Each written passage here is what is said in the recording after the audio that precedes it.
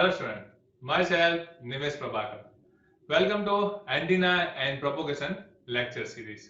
In my previous lecture, we discussed about the introduction of antenna array. Then we discussed about the different types of the array like broadside array and fire array. Then other two types of the array and basic condition for the point source analysis. So now we start lecture. So in this lecture we discuss about the 2-point source with current of equal magnitude with the same phase. So here we consider 2-point source, and that point source we give the equal magnitude current and equal phase current. So now we start the analysis. So here this is the figure for this. This A1 and A2 is this 2-point source we consider here. So consider the 2-point source A1 and A2 separate by distance D as shown in the figure. So we have placed these two source A1 and A2 and the distance between these two is the D. Consider that both the point source are supplied with the current equal in magnitude and phase. So this is the condition for us. Is the current we have given is the equal magnitude and the phase is also equal.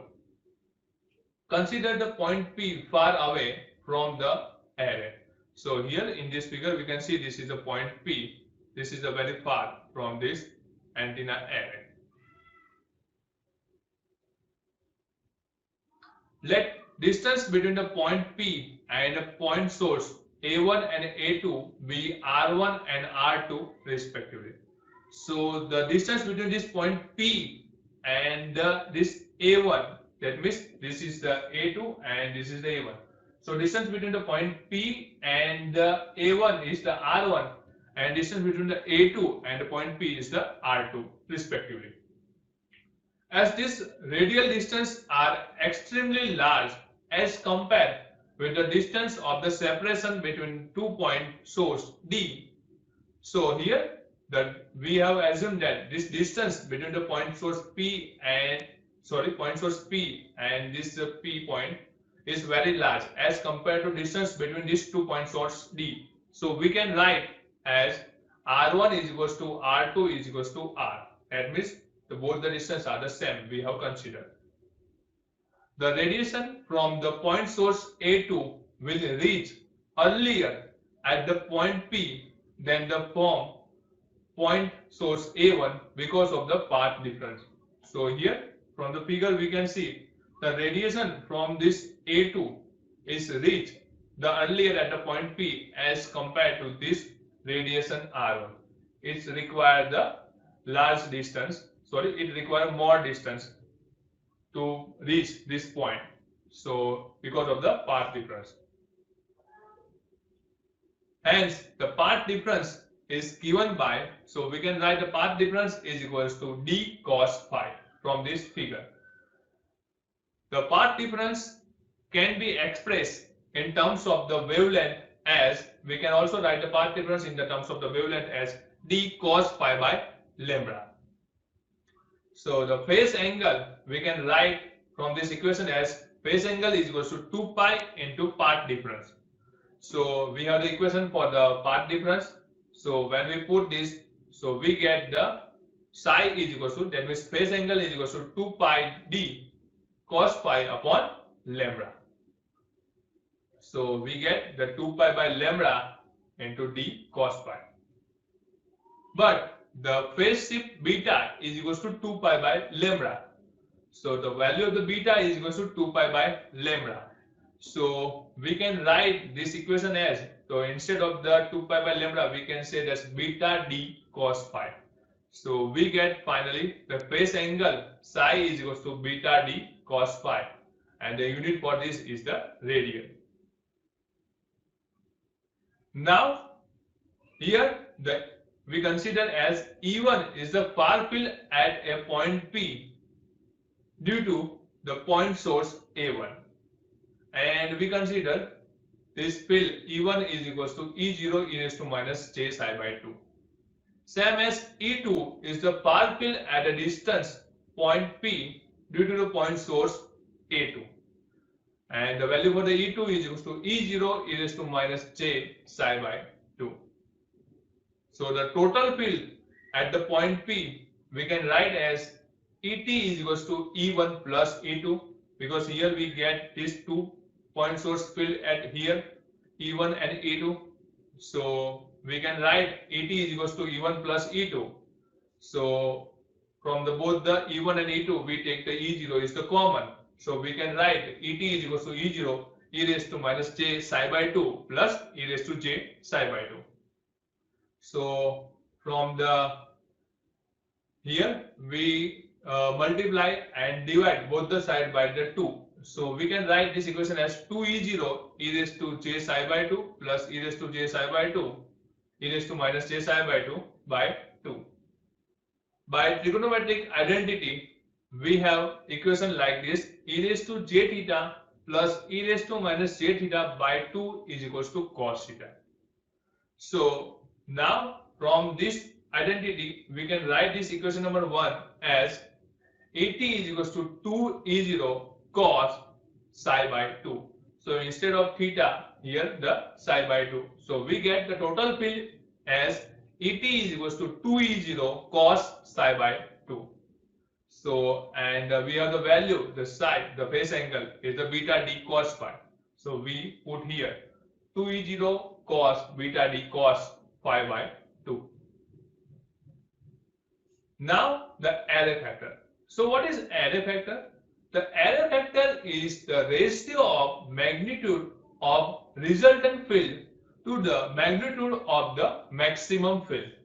So the equation for this array factor is AF is equals to magnitude of the resultant field ET and the magnitude of the maximum field. This is the E maximum.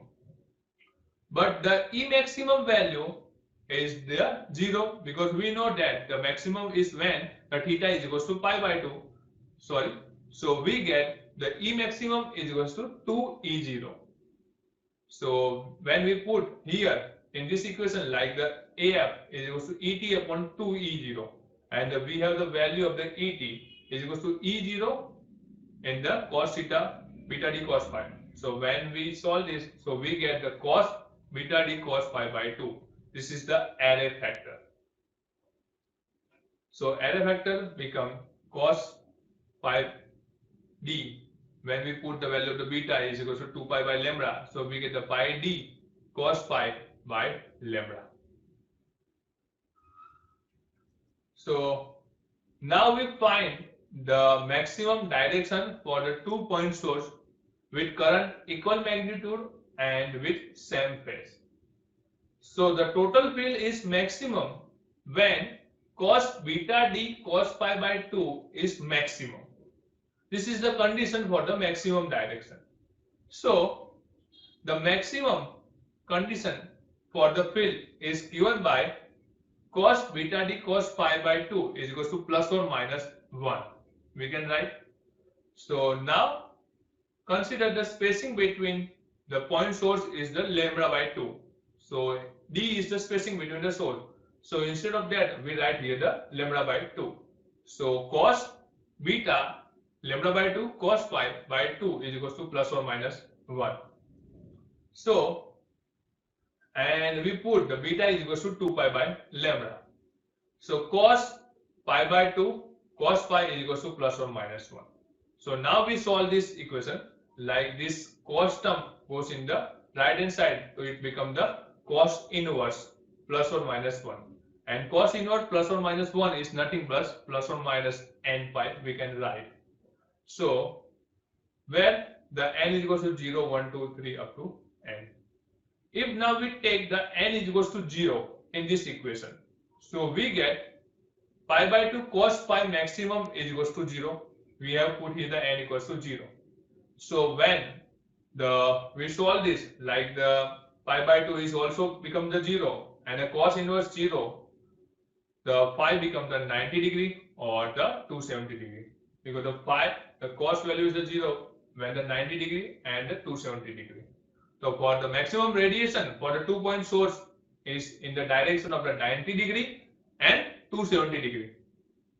Now we find the minimum or the minimum direction.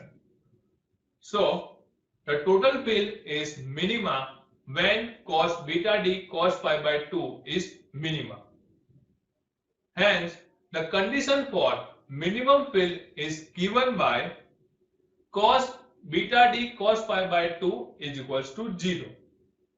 So now we consider same, the spacing between these two elements is the lambda by 2. So we get the cos beta lambda by 2 cos pi by 2 is equals to 0. And we also put the beta is equals to 2 pi by lambda. So finally we get the equation cos pi by 2 cos pi minimum is equals to 0. So when we solve, the pi by 2 cos pi minimum is equals to cos inverse 0. And the value of the cos inverse, that means the cos inverse 0 is nothing but we know that the 2n plus 1 pi by 2. So if we take the condition same, n is equals to 0 here. So when we put the n equals to 0, we get the pi by 2 cos pi minimum is equals to plus or minus pi by 2. So pi by 2 cut. So we get the cos pi inverse is equals to 1. So the pi minimum is equal to cos inverse 1. So when the cos inverse is 1, when the pi is equals to 0 or the 180 degree. So this is the minimum direction for this. Same, the half power directivity. So the condition for the half power point is given by cos beta d cos pi is equals to plus or minus 1 upon under root 2. This is the condition for the half power direction. Now we know that we take same assumption like the beta is equals to 2 pi by lambda and the distance between this is the lambda by 2. So now we put this condition in this equation. So we get the cos pi by 2 cos pi is equals to plus or minus 1 upon under root 2. So pi by 2 cos pi is equals to cos inverse plus or minus 1 upon under root 2. And cos inverse plus or minus under root 1 upon 2 is nothing but plus or minus 2n plus 1 pi by 4. Now we take the n equals to 0. So we can write the pi by 2 cos pi half power bandwidth is equals to plus or minus pi by 4. So when we solve, we get the half power point for this is equals to 60 degree or the 120 degree. So this is the half power point for the 2-point source with current equal magnitude and with same phase. And fill pattern. So here we see the fill pattern for this 2-point source. So the maximum radiation we know that for the is the pi is equals to 90 degree and 270 degree. Same as the minimum radiation when the pi is equals to 0 and pi is equals to 180 degree. And this half power point when the pi is equals to 60 degree or 120 degree. So this is the fill pattern for the 2-point source with current of equal magnitude and with same phase. So in this lecture we discuss or analyze 2-point source with current of equal magnitude and with same phase. Thank you.